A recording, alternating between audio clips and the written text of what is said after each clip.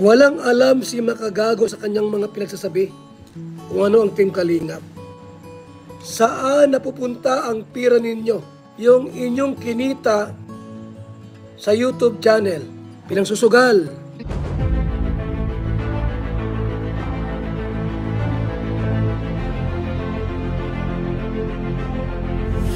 Ayun, shoutout guys, muli po, welcome to my YouTube channel.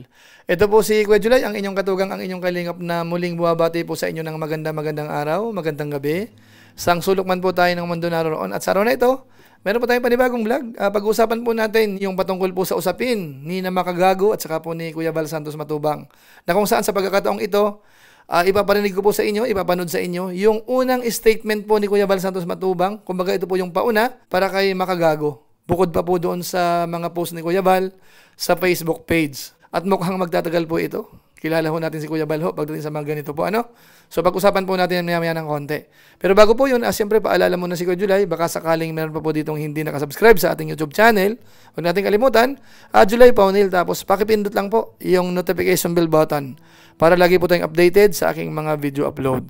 So maraming salamat po sa inyo. Tapos meron po tayong Facebook page, pakipollow ho yun, at po pwede po nating i-like din yung mga upload po natin.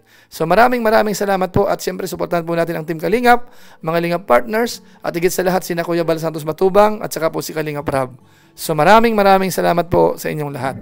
Ngayon tuloy na po tayo. Pag-usapan na po natin itong patungkol nga po sa pag-content ni Makagago about Kalingap Rab. Na kung saan ho, si Kuya Val Santos Matubang ay talagang nag-react. Dito po bago matapos ang episode ho natin, ipaparinig ko po sa inyo or ipapakita sa inyo yung reaction po ni Kuya Val Santos Matubang. At saka po yung kanyang paunang statement nga po about Makagago. Dahil sa tingin po natin ay nasaktan po si Kuya Val Santos Matubang doon sa ilang mga nabanggit ni Makagago doon sa kanyang vlog. At alam naman po natin, ang Kalingap ho, minsan ho, mapagbigay naman yan. Kung content lang, okay lang po yan. Pero kapag ho medyo sobra ang dating, talagang nagre-react po yan. At saka hindi po yan basta-basta react lang, Minsan nga ho, may mga kinasuhan na po yan. Yung iba ho, hanggang ngayon, may hearing yan. Kapag sumasobra, minsan gumagawa po ng aksyon ang Kalingap. Pero sa ngayon ho, mukhang mga pananalita pa lang po. Kaya sa pagkakataong ito, magpaparinig po tayo dito po sa paunang binanggit ni Kuya Val patungkol kay Makagago. Yung unang binanggit niya po dito, parang ang dating daw ay hindi alam ni Makagago na may mga kasama si Kalingap Rab. Parang ang dating ay nag-iisa lang. Akala niya si Kalingap Rab nag-iisa lang na walang sasagot, walang babanat. Nagkamali si Makagago. So yan po, sabi ni Kuya Val, kung yan po ang pananaw, nagkakamali siya. Tapos nabanggit po ni Kuya Val, parang ang dating, walang alam si Makagago about Kalingap. Ito, panoorin po natin. Walang alam si Makagago sa kanyang mga pinagsasabi kung ano ang Team Kalingap. Walang alam, walang ideas ano ang Team Kalingap. Yung sinisigaw noon ni Atron Libayan, Paberti Porn, abay sumuko siya. Tumigil siya. So yan po, yan nga po ang binabanggit ni Kuya Val. Parang ang dating ho, walang masyadong alam si Makagago kung ano ang Kalingap, ano po ang programa ng Kalingap, Tapos yung patungkol po sa poverty porn na binabanggit, ito ho ang paliwanag po ni Kuya Val Santos Matubang patungkol po dyan. Huwag daw i-vlog ang mga pobre. Huwag i-content ang mga pobre. Poverty porn daw yan. Ang poverty porn po, in-expose mo yung hirap nila at walang tulong na ginawa. Yun ang expose ng poverty.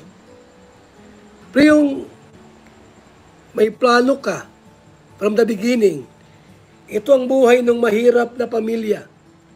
Panoorin niyo po. Ngayong taon, babaguhin ko ang buhay nila. That's miracle. Helping people's needs. Babaguhin namin ang buhay niya. Poverty porn ba yun? Hindi. Pag-angat sa kanyang buhay. Yan ang Kalingap. Yung mga poverty porn na sinasabi nila, yung mga media man yan. Media practitioner na in-expose yung kahirapan like sa India noon, Pero wala mang tulong na ibinibigay. Ang Kalingap iba. Once na iba-vlog po natin yan, tinitiyak namin po na may tulong. Mayroong pagbabago na magaganap.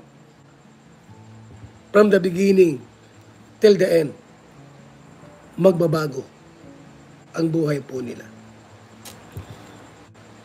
Ngayon sabi nila, wag picturean, wag i-vlog. Okay, sige, payag. Walang vlog, walang picture. Ha? Bigyan mo ako ng kahit 500,000 na lang. Pangtulong ko. Nakita mong charity vlogger kami?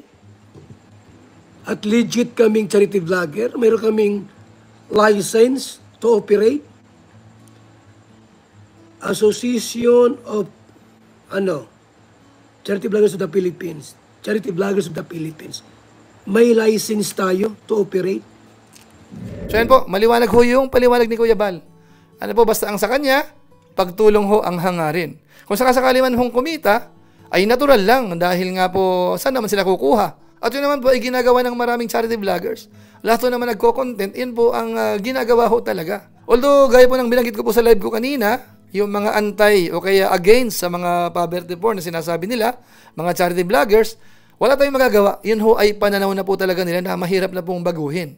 Kaya ang dating nga po dyan, parang ang sasama pala ng ginagawa ni na Pugong Biyahero, ni na Tekram, ni na Kalingap Rab, at saka po yung iba pa pong mga charity vloggers na ang laki po nang naitutulong sa mga mahihirap. Ngayon ituloy pa po natin. Dahil nga po sabi ni Kuya Bal, parang ang dating ay galing manaway o kaya parang galing mamuna ni makagago. Ito po yun. Ang galing nyo manaway, no? Diba? Ha? Iyang tanong, saan napupunta ang pira ninyo? Yung inyong kinita sa YouTube channel, pinangsusugal, pinang sa shopping, pang sariling kapakanan. Ang Kalingap, hindi. 50% ng aming kita, 60% ng kita namin, pinagtutulong po namin. Sa akin po, wala na. Ha? Wala na akong masahan sa kita ko. Ubos. Ang dami ko mga vlogs po, ang dami ko mga bigay na walang vlogs. Pag may lumapit, bigay. Kuya Bal, pahingi naman, bigay. Walang vlogs yun, walang picture-picture yun. So yan po, binanggit po ni Kuya Bal na talagang yung ilang percent, talagang pagtulong po yan. At hindi naman po tinatanggi na kumikita rin po sila. Bagamat sa case ni Kuya Bal, sabi niya nga ay ubos na. Yung kinikita niya ay nauubusin po sa pangtulong. Ano mga kabayan natin? Ngayon po dito may dinagdag si Kuya Bal. Huwag niyo kaming turuan. Matagal na kami sa larangan ng pagtulong. Matagal na kami sa larangan ng pagtulong. Matagal na. Huwag niyo kaming turuan paano gawin ang programa. Programa namin to. Val Santos Matubang Lingap Foundation at Association of Charity Vloggers of the Philippines. Ako ang presidente. So yun po, wag daw turuan. Kumbaga ho, alam ni Kuya Bal yung programa patungkol sa pagtulong. So wag daw pong pakialaman. So ngayon po hindi dyan nagtatapos. Siguro ho, ipapabasa ko po sa inyo yung ilan ho sa post ni Kuya Bal. Dahil nga po after na napanood natin yan, nag-post po si Kuya Bal patungkol po sa bagay na yan. Sa Facebook po yan ha. Ito ho yung ilan. Ito po yung ilan sa post po ni Kuya Bal. Ito po yung una kahapon nakalagay dito, makagago, welcome to the Kalingap world. Sana hindi masira channel mo sa amin. Let's rebut. Ingat ka lang sa Kalingap dahil legit kaming charity vloggers. Baka dito ka lalong magago. Papa Bal. Okay? Tapos sinundan niya po yan. Yung isang post pa po. Ito naman. Ang caption niya, wag mo kaming simulang gaguhin, makagago. At sayang channel mo. 3.11 million ang subscribers mo. Baka masira ka lang sa pagpasok mo sa Kalingap. Tandaan mo, tahimik kaming tumutulong. At wag mo kaming hamunin para balahurain ka, Mark Jason. Ibahin mo kaming nasa Kalingap. Mula kay Papa Bal. Tapos meron pa po yan, mga nasundan pa po yan ito. Ano content mo, makagago? Puro pandalait sa kapwa. May naitulong ka ba sa kita mo sa YouTube? Ang Team Kalingap mayroon ng 251 na pabahay at libo-libong binigyan ng pag-asa para lang makaahon sa buhay. Marami kaming pinag-aaral na kabataan na hirap sa buhay. Ikaw, ano ang ambag mo sa lipunan? BSM Lingap Foundation. Tapos meron pa po dito, ito, saan mo dinala ang kita mo sa YouTube? Baka puro ka lang forma. Ayan, ang caption naman po, huwag mong laitin at hamakin ang kapwa mo content creator. Kung may problema ka, makagago, magsampa ka ng kaso. Ano ba na itulong mo sa lipunan?